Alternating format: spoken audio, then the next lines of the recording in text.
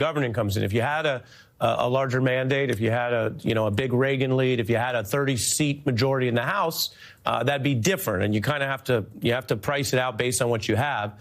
I want to show you this reporting that the Trump transition team wants to do what they call a, quote, D.C. area showcase immigration raid in the first days, that this would be a, quote, high-profile raid targeting undocumented immigrants in the initial days. The raid could target immigrants allegedly living in the U.S. illegally at a workplace in the Washington, D.C. area. I'm curious what you think of this, because I've covered this. I've had Stephen Miller on the show. I think we can stipulate that there are debates about immigration in this country, and undocumented immigration has been rising. And there's a question about how to deal with that in a holistic way that is humane but protects national security. I'm curious what you think of something that's already being billed as a kind of, quote, show or advertisement. Isn't this issue more important than making a D.C. show for the D.C., I guess, media market? You know, I'm an old man now. I've been a boxer all my life. I've given it up because of my frailty. But I would come back to punch Stephen Miller in the nose because he is the most hideous in terms of his policy. I don't know the guy personally, but in terms of his policy, he is absolutely draconian. He is the definition of it. He doesn't want to resolve the issue. He wants to scapegoat certain people that will, in his mind, it will resound favorably to President Trump.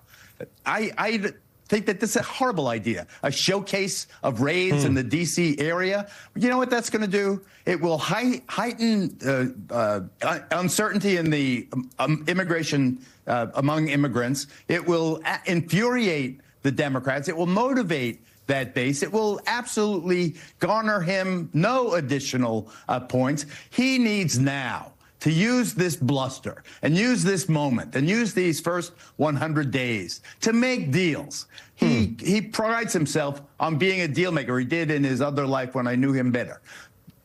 Yeah. Now make a deal. I got something else to show you. Okay. And I'll say I appreciate I know your passion on the issue. We on the beat oppose all types of violence. You might be using some political rhetoric. I know that the president-elect uses some rhetoric sometimes, but I did have to say that. I'm going to take us now beyond American politics, Geraldo, because I've told you this before. It's interesting to connect with you given the news career you've had. And I want to show you something we dug up tonight as we let's look beyond our American divisions for a second. This is all the way back of you mentioned, you said the years you've lived. This is from 1977. Take a look. Good morning and welcome to Havana Harbor, where a Soviet freighter, one of many, lies anchored, waiting its turn to come into this busy port. It's symbolic, I think, that just a couple of hundred yards away from that anchored Russian ship is this boarded up and melancholy-looking building. This, ladies and gentlemen, used to be the American Embassy. When you look around, the thing that occurs to you is, it's funny, they don't look like communists. There you were reporting in Castro's Cuba, meeting with Fidel Castro, and I have a little more, and then we'll get your thoughts on this. This is your very newsworthy interview. Castro used his style. He was controversial for many reasons, but he had his own leadership style, a sort of joking charisma, as well as the interview he did with ABC's Barbara Walters. Take a look. You make me work as much as she made me work. I wouldn't have a long life, not a good job. She made me work for about 3 days. And then I was paid nothing, absolutely nothing. And then Nixon is paid $1 million, Actually, Castro wasn't precisely correct. In a flagrant act of checkbook journalism, ABC did in fact pay him. He received a $20 fee for the day he drove Barbara around in his Jeep. Your reflections, I don't know how much you remember that trip, that era in foreign policy and the Cold War and the type of reporting you were doing. I loved Barbara Walters. We became friends as soon as we were paired together at ABC in the 1970s. I think it was at the Son of Sam was the first story we did together. I loved her whole life. We had a wonderful friendship. I jumped out of her birthday cake for her 75th birthday. Topless. I noticed I did a few topless stints just there for Good Morning America. Castro was one of the greats, all-time greats.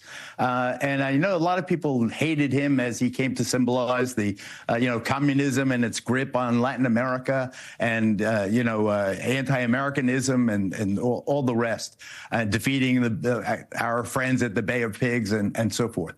But he was like Trump.